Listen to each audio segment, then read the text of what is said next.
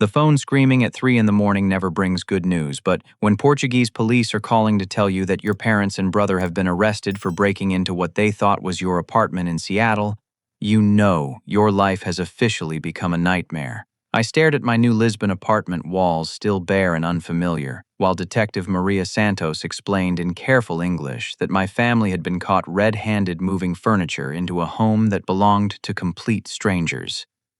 The kicker that made my stomach drop through the floor, I had sold that Seattle condo 3 weeks ago and never told them.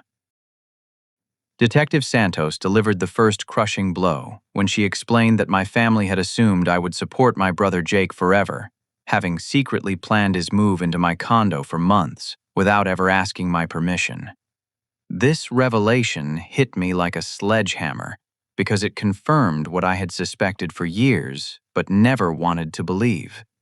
Growing up in our suburban Seattle household, my parents Carol and Frank had always treated Jake like he was made of spun gold, while treating me like I was invisible unless they needed something.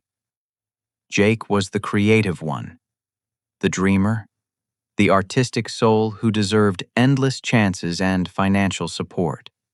I was just the reliable workhorse who would figure things out on my own and eventually become successful enough to support everyone else. While Jake bounced between failed garage bands, abandoned art projects, and get-rich-quick cryptocurrency schemes, I worked double shifts at a warehouse during college to pay my own tuition and living expenses. My parents funded Jake's music equipment purchases, recording studio time, and living expenses while I ate ramen noodles and slept on a friend's couch to save money. When Jake decided he wanted to start a food truck business, they cashed out their retirement savings to give him seed money. When the food truck failed after 6 months because Jake never showed up to work, they shrugged and said entrepreneurship was a learning process. The pattern continued after college when I landed my first tech job.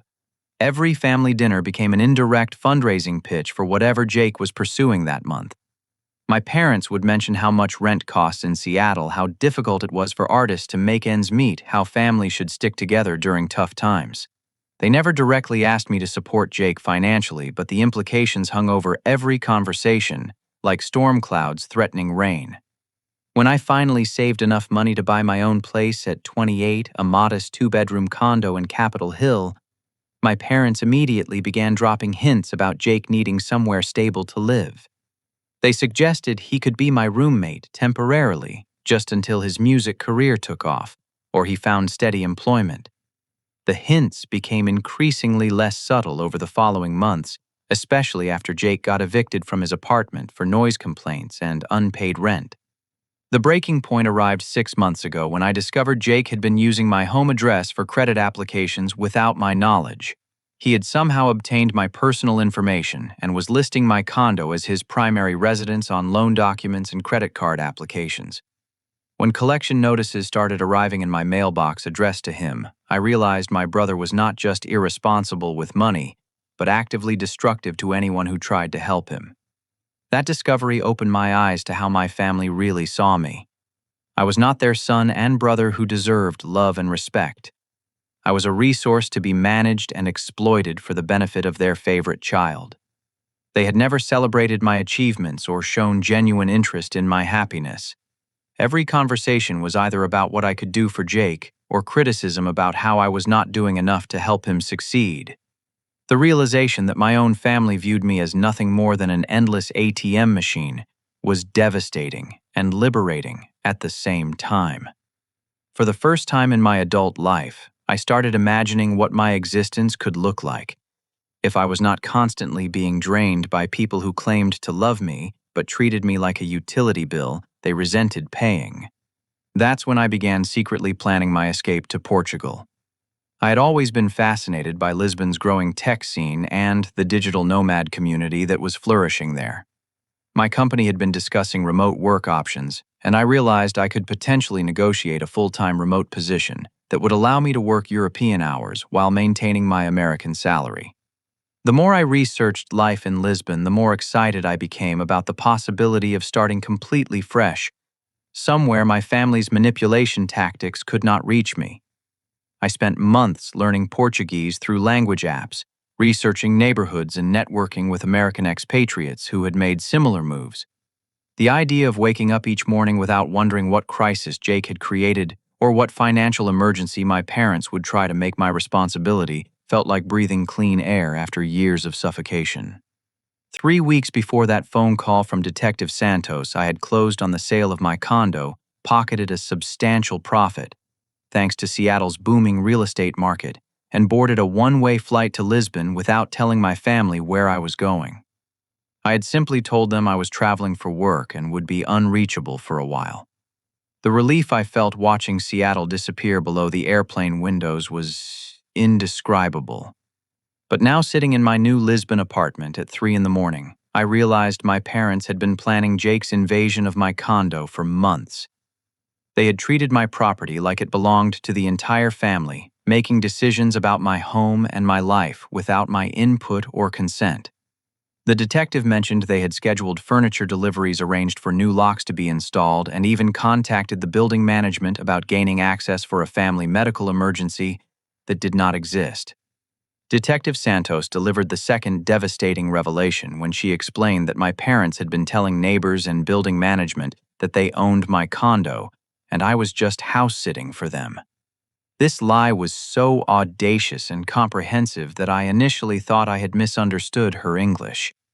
According to the police report, Carol and Frank had arrived at my former condo building with a full moving truck. Jake's girlfriend, Brittany, and a crew of professional movers they had hired for the day. They had somehow convinced the building management that I was traveling for work, and they needed emergency access to the unit for a family medical situation involving Jake's mental health. The building manager, apparently moved by their emotional appeals and detailed knowledge of my living situation, had provided them with access keys and even helped coordinate the elevator reservation for moving day. The new owners, David and Jennifer Walsh, had returned from their honeymoon in Oregon to find their home completely transformed. Jake had not just moved his personal belongings into their space, but had begun redecorating according to his own tastes. He had rearranged all their furniture, hung his band posters on their walls, and set up a complete recording studio in what was supposed to be their dining room. The couple had walked into what they thought was a home invasion in progress, only to find my parents calmly directing movers and my brother tuning his guitar in their living room. Detective Santos explained that the situation became even more bizarre when David and Jennifer tried to call police. My parents had confidently shown them fake documentation, proving their authority to be in the unit, including forged property management letters and fabricated legal documents claiming I had granted them power of attorney. Frank had even produced business cards identifying himself as my property manager and Carol as my personal assistant. The level of preparation and deception involved in their scheme was both impressive and terrifying. But the most disturbing aspect of Detective Santos's investigation was discovering how extensively my parents had been lying to their community about my success and our family dynamics. They had been telling neighbors, friends, and extended family members that I was a millionaire tech executive who owned multiple properties throughout Seattle and was generously supporting the entire family through my business ventures. Jake had been actively participating in this fabrication, telling people he was my business partner and investment advisor. He had created business cards claiming to be the chief creative officer of a technology consulting firm that did not exist. Brittany had been posting carefully curated social media content from my condo, tagging herself at expensive restaurants and events around Seattle, while thanking her generous family for their support and opportunities. The detective had interviewed several of my former neighbors during her investigation, and their statements painted a picture of my family that was both familiar and horrifying. Carol had been collecting my mail for weeks, intercepting bank statements, credit card offers, and legal documents before I could receive them. She had been telling the postal workers that I was traveling for business and had asked her to manage my correspondence during my absence. Frank had been even more systematic in his deception. He had contacted several of my former neighbors, spinning elaborate stories about my European business expansion and explaining my absence as a temporary relocation for a major international project. He had positioned Jake as the property manager responsible for maintaining my real estate investments while I was building my overseas empire. The web of lies extended beyond my immediate neighborhood. Carol had been updating extended family members and family friends about my supposed business success, claiming I was too busy with international deals to maintain regular contact with relatives. She had been collecting sympathy and financial donations from church members by describing how difficult it was to manage family responsibilities while their successful son was building his career abroad. Jake had taken the deception even further by creating fake social media profiles showcasing his luxurious lifestyle supposedly funded by our family business partnership. He had been posting photos of expensive cars that did not belong to him, dining experiences he could not afford, and travel destinations he had never visited, all while tagging posts with references to family success and entrepreneurial achievements. But perhaps the most manipulative aspect of their scheme was how they had been preparing for this condo takeover for months, without my knowledge. Detective Santos showed me evidence that my parents had been making duplicate keys, studying my daily routine through social media posts, and even conducting surveillance of my building to understand the best times to execute their plan. They had not just expected me to support Jake indefinitely. They had constructed an entire alternative reality where my success belonged to the whole family, and they had the right to redistribute my assets according to their own priorities and preferences. The condo was not my home that I had worked years to afford. In their minds, it was family property that I had been selfishly hoarding while Jake struggled with housing instability. The most chilling detail came at the end of Detective Santos's explanation. My parents had already distributed keys to Jake's girlfriend and had been planning a housewarming party for the following weekend. They had sent invitations to extended family members and friends, promoting the event as a celebration of Jake's new living situation and our family's continued success. They had been so confident in their scheme that they were already making plans to host other people in the home that was never theirs to begin with. The third crushing revelation came when Detective Santos connected me directly with David and Jennifer Walsh, the innocent newlyweds whose dream home had been violated by my family's criminal scheme. Speaking with David over an international phone connection, I learned the devastating human cost of my family's selfishness and entitlement. David and Jennifer were both elementary school teachers in their late 20s who had spent 3 years saving every possible dollar to afford their first home together. They had sacrificed vacations, eaten homemade meals instead of dining out, and worked summer jobs to accumulate enough money for a down payment in Seattle's brutal real estate market. The condo represented their entire financial future and their dreams of building a life together as married partners.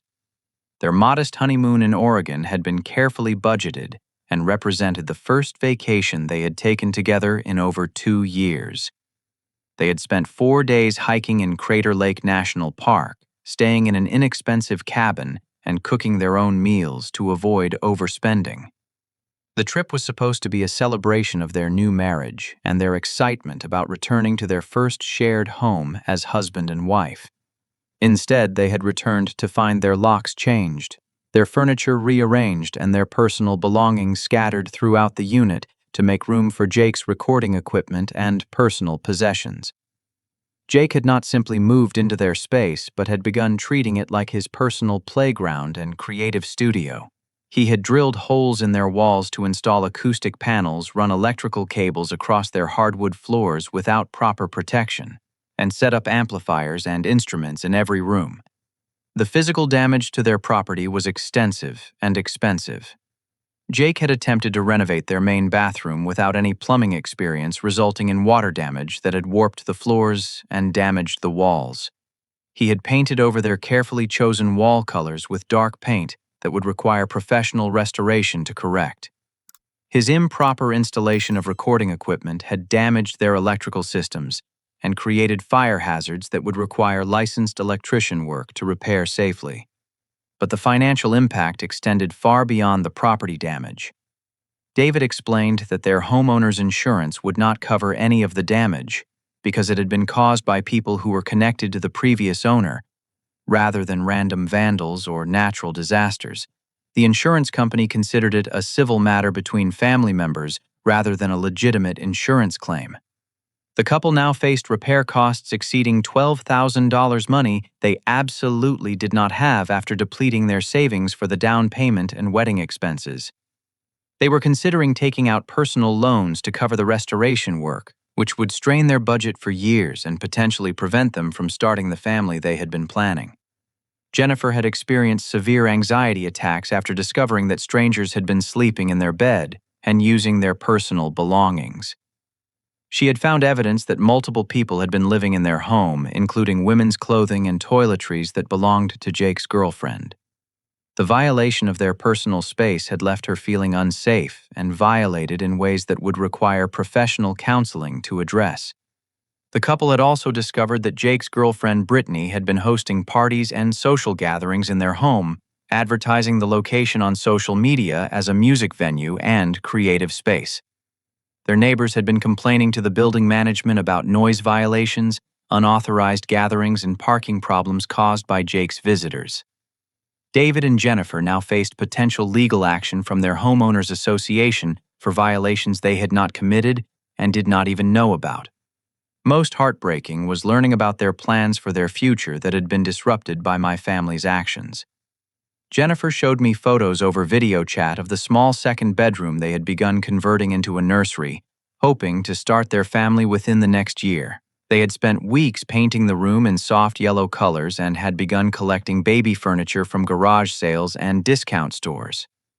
Jake had filled that room with his recording equipment and band instruments, completely destroying their carefully planned space and timeline for growing their family.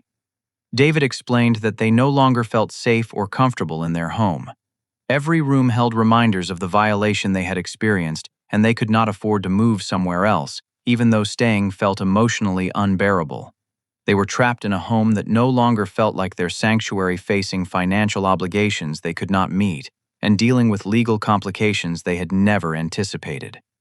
The impact on their marriage was also becoming apparent.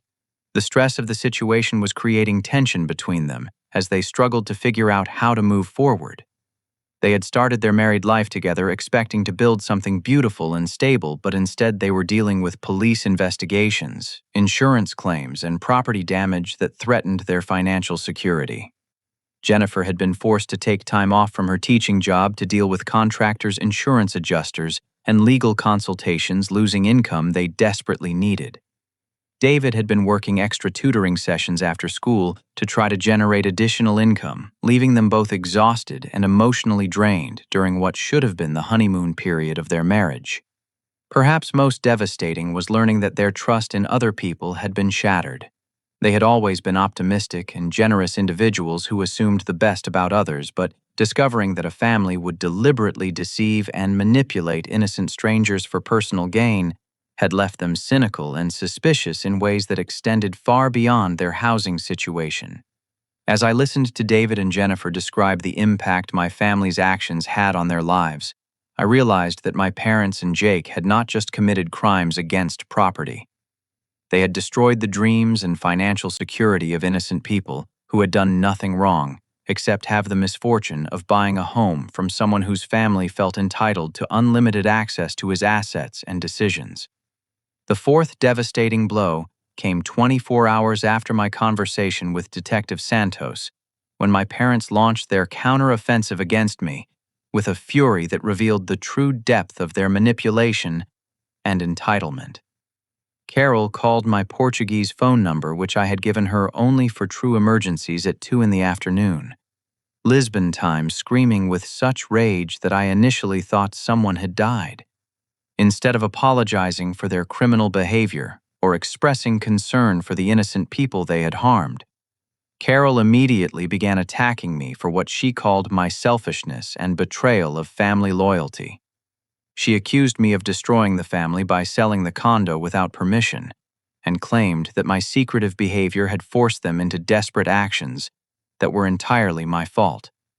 According to her twisted logic, I had left them no choice but to break into what they believed was my home because I had been unreachable and irresponsible about my family obligations.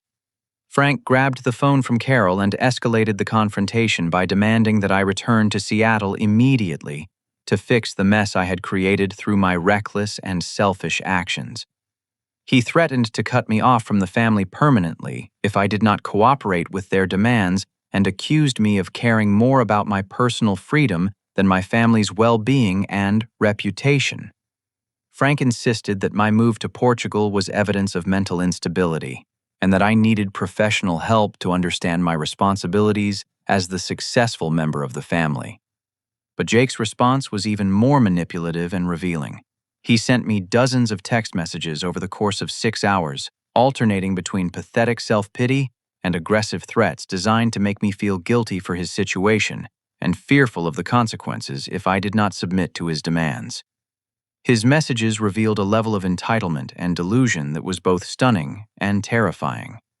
Jake claimed that I owed him housing and financial support because I had received all the opportunities and advantages growing up while he had been neglected and overlooked by our parents. This revisionist history was so divorced from reality that I wondered if he actually believed it himself. According to Jake's version of our childhood, our parents had invested all their time and money in my education and career development, while leaving him to fend for himself without guidance or support. He insisted that our parents had sacrificed their own retirement savings and personal dreams to fund my college education and early career, creating what he called a moral debt that I was now refusing to honor. Jake argued that my financial success was built on the foundation of family investment, and that I had a legal and ethical obligation to share the benefits of that success with the people who had made it possible. The most disturbing aspect of Jake's messages was his threats to destroy my professional reputation and personal relationships if I did not comply with his demands. He claimed he would contact my former colleagues, supervisors, and friends to expose me as a fraud who had abandoned his family in their time of need.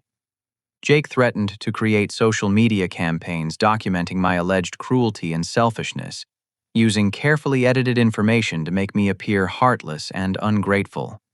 Within 48 hours of their arrest, my family had hired an attorney named Stuart Kowalski, who contacted me with legal threats that were so absurd they would have been comical if they had not been so malicious. Stuart claimed that I had committed constructive fraud by selling property that my family had established equitable interest in through their emotional investment and future planning. He argued that my parents' financial support during my college years had created an implied family trust that gave them legal rights to my assets and major life decisions.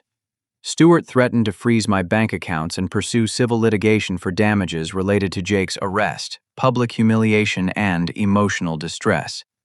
He claimed that my secretive sale of the condo had caused foreseeable harm to my family members, and that I could be held liable for all consequences of their reliance on property they believed I would make available to them. The legal theory was nonsensical, but the threat of expensive litigation was real and terrifying. But the most sophisticated aspect of my family's attack was their public relations campaign designed to destroy my reputation in our hometown community, while positioning themselves as victims of my cruel abandonment. Carol had been posting regular updates on social media about her heartbreak over my betrayal, sharing carefully crafted messages that made me appear selfish and ungrateful without directly lying about verifiable facts. She described her pain over losing contact with her son, who had moved overseas without warning her worry about my mental health and decision-making, and her devastation over the destruction of family relationships that had taken decades to build. Carol's posts generated dozens of sympathetic comments from church members, neighbors, and family friends who had no idea about the criminal behavior that had led to our estrangement. Frank had been calling extended family members and longtime friends to share his version of events, describing me as a son who had become obsessed with money and personal freedom at the expense of family loyalty and responsibility. He portrayed my move to Portugal as evidence that I had been corrupted by success and was now looking down on the family that had supported me throughout my life. The extended family response was swift and predictable. My Aunt Linda called to lecture me about the importance of family forgiveness and the dangers of holding grudges against people who love me. My cousin Mark offered to mediate a family reconciliation session and suggested that everyone involved had made mistakes that could be resolved through honest communication and mutual compromise.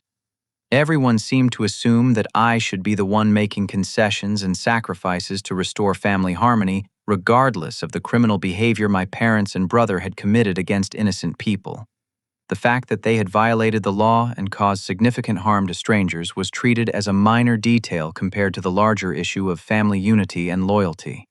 Most manipulative of all was Carol's revelation that she had been secretly recording our family conversations over the past several years, planning to use them as evidence in court to prove the emotional damage my abandonment had caused to family members who loved and depended on me. She had documented Jake's supposed depression and anxiety, Frank's stress-related health problems, and her own emotional suffering, all of which she planned to blame on my selfish behavior and lack of family commitment. Carol had created a comprehensive emotional manipulation portfolio designed to make me appear responsible for every negative experience my family members had endured since I began establishing healthy boundaries and financial independence. She had weaponized their victimhood, turning my escape from their toxicity into ammunition for an even more sophisticated campaign of guilt and legal intimidation.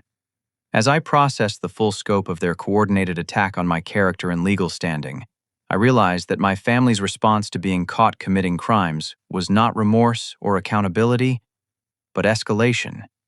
They had doubled down on their entitlement and manipulation, determined to force me back into my role as their financial and emotional caretaker, regardless of the cost to my well-being or future security. The fifth shocking revelation arrived 1 week after the initial police call when Detective Santos contacted me with findings from her expanded investigation that revealed criminal behavior far beyond the breaking and entering incident. What she had uncovered was a sophisticated long-term identity theft operation that had been systematically destroying my financial reputation and legal standing for years without my knowledge. Jake had been impersonating me for financial gain since shortly after I graduated from college and landed my first well-paying job in the tech industry. Using personal information he had obtained through family connections and shared living spaces, Jake had opened 17 different credit cards in my name over the course of 4 years, accumulating debt totaling $63,000 that I knew nothing about because all statements and correspondence were being intercepted by our parents. The identity theft operation was far more extensive than simple credit card fraud.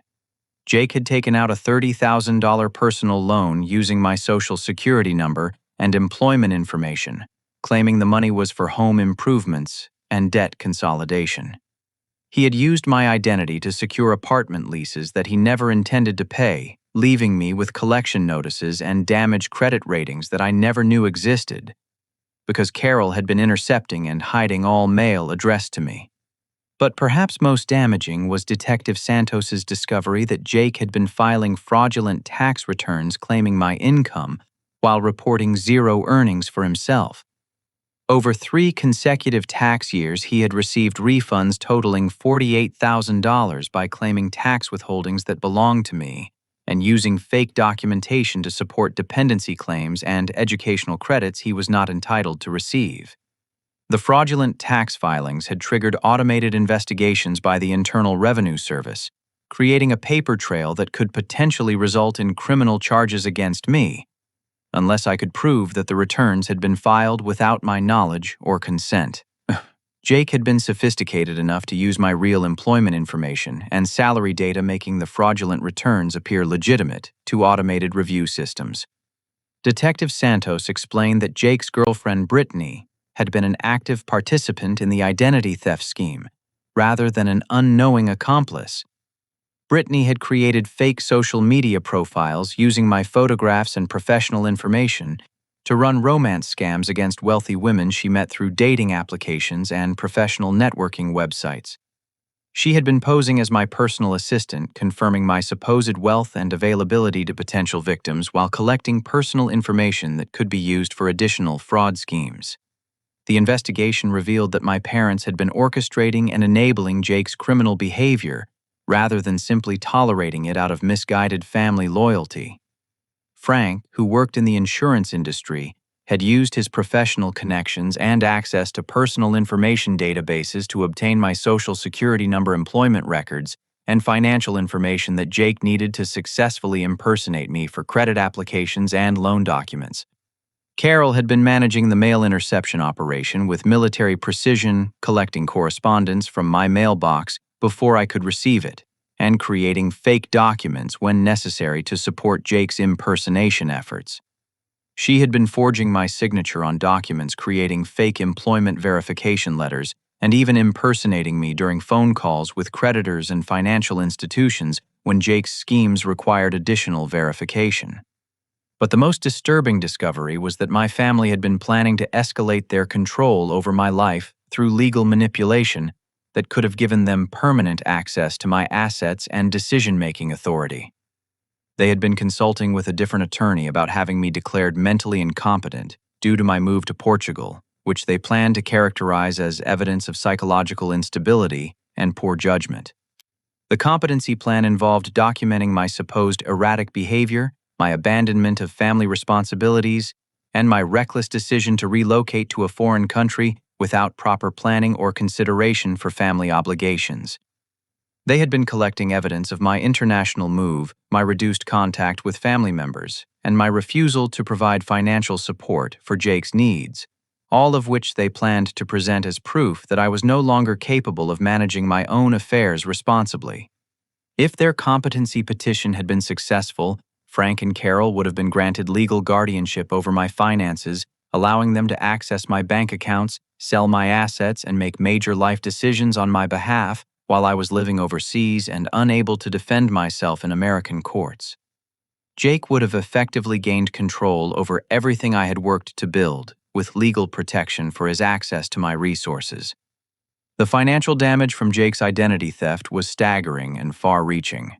His fraudulent activities had destroyed my credit score, triggered multiple investigations by federal agencies, and created legal liabilities that could take years to resolve, even with comprehensive evidence of the crimes. I faced potential prosecution for tax fraud, loan defaults, and credit card abuse unless I could prove that Jake had committed these crimes without my knowledge or participation. Detective Santos had also discovered that my parents had been running a secondary fraud operation by selling my personal belongings and childhood possessions to strangers while claiming that I had died overseas and they needed to liquidate my estate for financial reasons. They had been selling my baseball card collection, high school trophies, graduation gifts, and other sentimental items to collectors and neighbors, generating thousands of dollars in income, while simultaneously destroying irreplaceable mementos of my childhood and achievements. The estate fraud had been particularly cruel because it involved my parents actively grieving my supposed death to generate sympathy from potential buyers describing their heartbreak over losing their son while sharing fabricated stories about my overseas accident or illness. They had been profiting from fake sympathy while systematically erasing evidence of my existence and achievements from their home. As Detective Santos laid out the full scope of my family's criminal enterprise, I realized that their breaking into the condo had been just the tip of an iceberg that included federal crimes, systematic identity theft, tax fraud, and emotional manipulation that had been ongoing for years. My escape to Portugal had not been a moment too soon, but rather a narrow escape from people who were actively destroying my legal identity and financial future, while claiming to love and support me. The evidence was overwhelming and well documented, but the process of untangling years of systematic fraud and identity theft would require extensive legal intervention, financial resources, and emotional energy that would test my ability to rebuild my life while holding my family accountable for their crimes against me and innocent strangers like David and Jennifer Walsh. The sixth turning point came when I realized that my family's own arrogance and criminal behavior had provided me with all the evidence and allies I needed to not only defend myself but to pursue justice for everyone they had harmed. Rather than allowing their legal threats and emotional manipulation to drive me back into their toxic dynamic, I decided to use their crimes against them while protecting the innocent victims they had created. My first strategic move was reaching out to David and Jennifer Walsh with a comprehensive proposal that would serve both justice and restitution. I offered to pay for all damages to their condo, cover their legal expenses, and provide additional compensation for their emotional distress in exchange for their cooperation in documenting the full extent of my family's criminal behavior and its impact on innocent victims. David and Jennifer had initially been hesitant to get involved in what they perceived as complicated family drama, But their attitude changed completely when I explained the identity theft investigation and helped them understand that they were not caught in the middle of a family dispute, but rather victims of a criminal enterprise that had targeted multiple people over several years.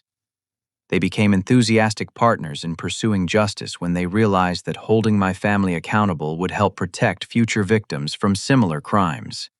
Working with Detective Santos and a Portuguese attorney named Carlos Mendoza, who specialized in international fraud cases, I began building a comprehensive legal strategy that would address both the criminal charges and the civil damages my family had caused.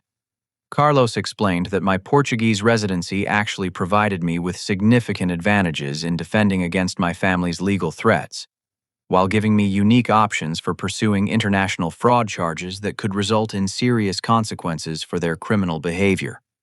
The most powerful weapon in my arsenal turned out to be my family's own words and admissions, captured through recorded phone conversations that revealed the true extent of their criminal planning and their complete lack of remorse for the harm they had caused.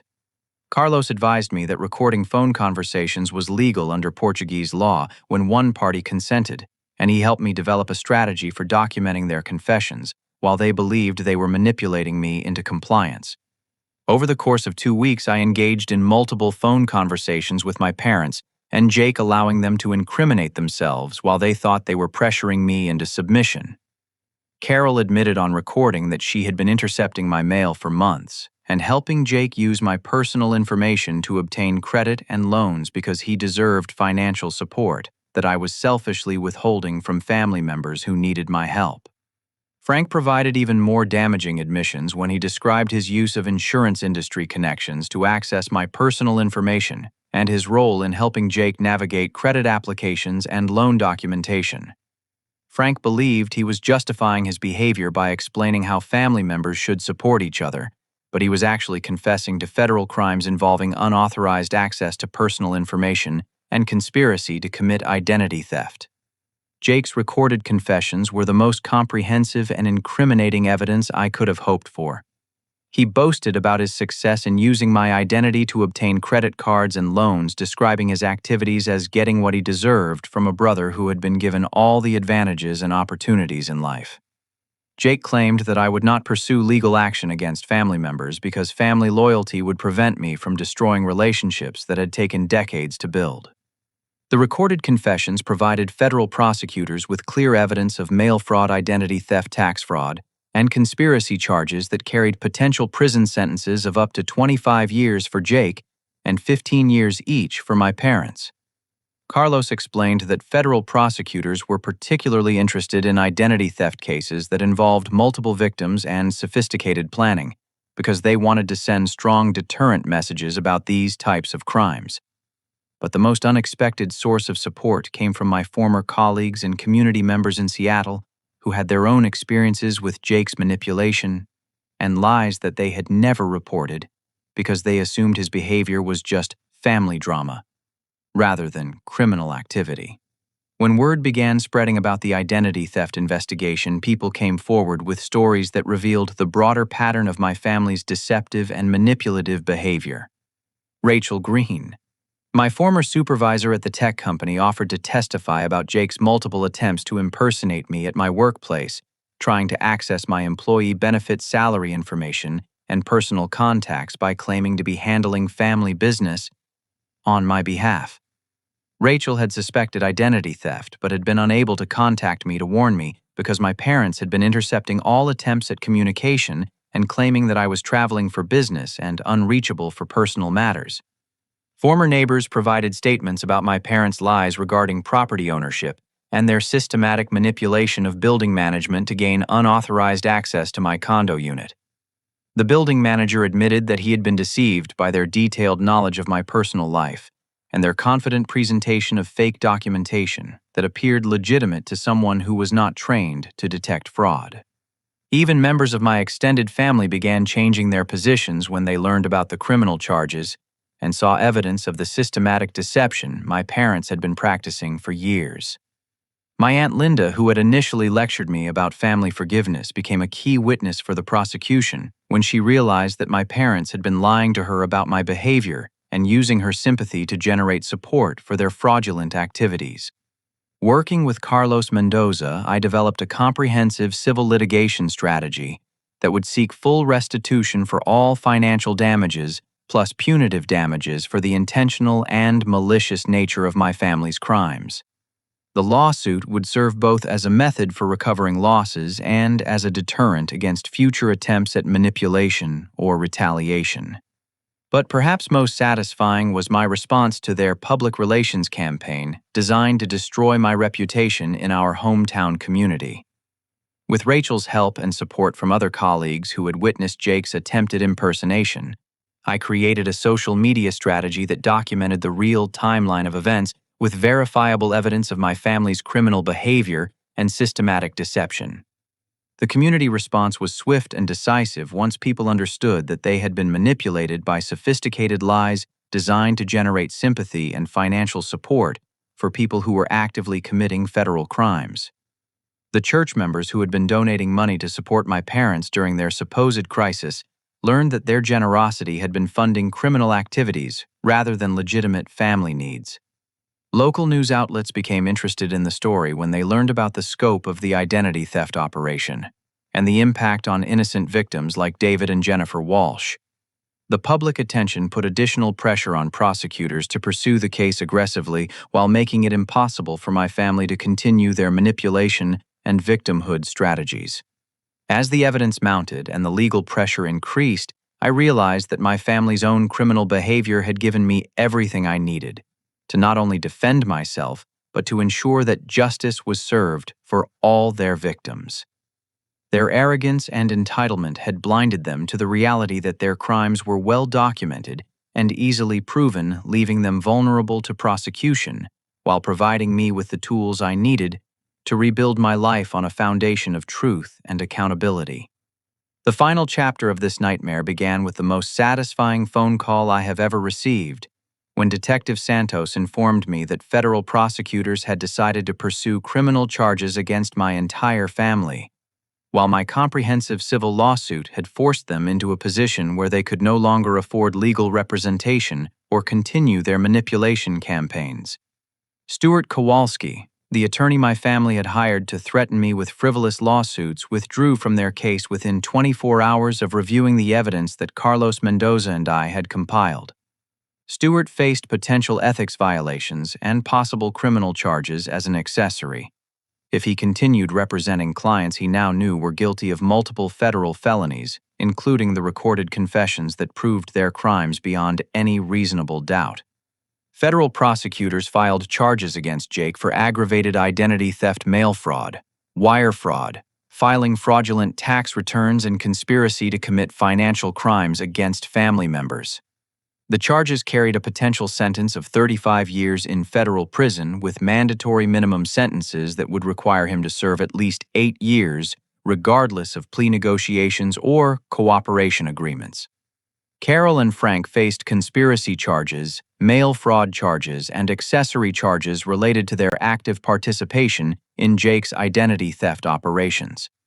Their potential sentences ranged from 10 to 15 years each, with additional financial penalties and restitution requirements that would consume any assets they had accumulated through their criminal activities. The court issued orders freezing all of my family's bank accounts and assets pending resolution of the criminal cases and civil restitution calculations. They were prohibited from contacting me directly or indirectly, from accessing any of my personal information, and from making any public statements about our legal disputes that could interfere with ongoing prosecutions. But the consequences extended far beyond the criminal justice system. The community backlash was swift and comprehensive, as people realized how extensively they had been manipulated by my family's lies and fraudulent sympathy campaigns. Their church asked them to stop attending services after learning about their criminal behavior and the impact on innocent families like David and Jennifer Walsh. Frank lost his insurance job when his employer discovered that he had used his professional access to personal information databases to facilitate identity theft crimes against his own son. His professional license was revoked, and he became unemployable in the industry where he had built his career over 25 years of legitimate work. Carol's social media friends and community supporters abandoned her when the evidence of her systematic deception became public knowledge. The people who had been donating money and emotional support based on her fabricated stories about family crisis felt betrayed and angry about being used to fund criminal activities. David and Jennifer Walsh received full compensation for all damages to their property, plus additional restitution for their emotional distress and lost income related to dealing with the aftermath of my family's crimes. I helped them install a comprehensive security system and covered their moving expenses when they decided to sell the condo and purchase a different home where they could start fresh without reminders of the violation they had experienced. But beyond the financial restitution, David and Jennifer became genuine friends who helped me process the emotional trauma of discovering that my own family had been systematically betraying and exploiting me for years. They invited me to visit them in Seattle, and I was honored to be included in their eventual housewarming party at their new home where they celebrated building a life based on honesty, mutual support, and genuine love, rather than manipulation and exploitation. The Internal Revenue Service cleared me of all responsibility for Jake's fraudulent tax filings and provided official documentation that would protect me from future investigations related to his crimes. My credit score was restored after federal intervention, removed all fraudulent accounts, and provided clear evidence that I had been the victim of identity theft rather than a participant in financial crimes. Most importantly for my emotional healing, the truth about my family's criminal behavior spread throughout our extended family and community, validating my decision to escape their toxicity and establishing clear boundaries around acceptable behavior. My Aunt Linda apologized for initially pressuring me to forgive and reconnect with people who had been systematically destroying my life while claiming to love me. My cousin Mark helped provide testimony about the family history of manipulation and favoritism that had created the conditions for my parents' criminal enabling of Jake's destructive behavior. Jake's girlfriend Brittany abandoned him as soon as the criminal charges were filed, taking all of his remaining possessions and disappearing from Seattle before prosecutors could interview her about her participation in the romance scam operation. Jake lost his apartment when his fraudulent income sources were exposed, forcing him to live with our parents while awaiting trial and sentencing. The resolution came when Jake accepted a plea agreement that required him to serve 10 years in federal prison, in exchange for full restitution to all victims and cooperation in prosecuting our parents for their roles in his criminal activities. Carol and Frank accepted plea deals involving 5 years of supervised probation community service requirements, restitution payments, and public acknowledgement of their crimes as part of their sentencing agreements. But the most meaningful outcome was not the criminal justice or financial restitution, but rather the validation that my instincts about my family's toxicity had been correct, and my decision to prioritize my own well-being over their demands had been necessary for my survival and success. My escape to Portugal had not been selfish or cruel, but rather a reasonable response to people who had been systematically exploiting and destroying me while claiming to act out of love and family loyalty. I thrived in Lisbon, building a successful international consulting business that took advantage of my unique experience navigating cross-cultural professional environments and my hard-earned expertise in recognizing and preventing financial manipulation. My work helping other expatriate professionals protect themselves from family financial abuse became both personally fulfilling and professionally rewarding. Most importantly, I met Sophia, a Portuguese entrepreneur, who admired my strength in standing up to family manipulation and my commitment to building relationships based on honesty and mutual respect, rather than obligation and exploitation. Our relationship developed slowly and authentically, free from the toxicity and drama that had characterized my family interactions for my entire adult life. 2 years after that terrifying phone call from Detective Santos, I received the final piece of closure when Jake was sentenced to his full 10-year prison term, and my parents completed their community service requirements by speaking at financial fraud prevention seminars about the consequences of enabling criminal behavior in family members. Their public admissions of guilt and the impact of their crimes on innocent victims provided a sense of justice that went beyond legal consequences to include genuine accountability for their actions. Using the restitution money I received from my family's criminal activities, I established a victim support fund to help other people who had experienced identity theft by family members, turning my painful experience into meaningful assistance for others facing similar betrayals. I began speaking at financial literacy conferences and expatriate community events about recognizing and escaping family financial manipulation, helping others avoid the trauma I had experienced. The life lesson that emerged from this ordeal was both simple and profound. True family members protect and support each other's dreams and independence rather than exploiting vulnerabilities and manipulating emotions for personal gain. My decision to prioritize my own well-being and hold my family accountable for their criminal behavior was not selfish, but rather necessary for justice, healing, and the protection of future victims. Sometimes the most loving thing you can do for people who claim to love you is to refuse to enable their destructive behavior and to demand legal consequences for their harmful actions. My family's crimes against me and innocent strangers like David and Jennifer Walsh were not mistakes or misunderstandings, but deliberate choices that reflected their true values and priorities. By refusing to participate in their dysfunction and requiring them to face the reality of their criminal behavior, I not only freed myself from their manipulation, but also forced them to confront the consequences of treating family relationships as opportunities for exploitation rather than foundations for mutual support and genuine care. 3 years later, I am confident in my new life surrounded by people who genuinely care about my happiness and success, and grateful every day for the courage I found to escape a situation that could have destroyed my future if I had continued prioritizing other people's comfort over my own safety and well-being. Have you ever had to choose between family loyalty and your own well-being? How do you think you would handle discovering that people you trusted were systematically betraying you while claiming to act out of love?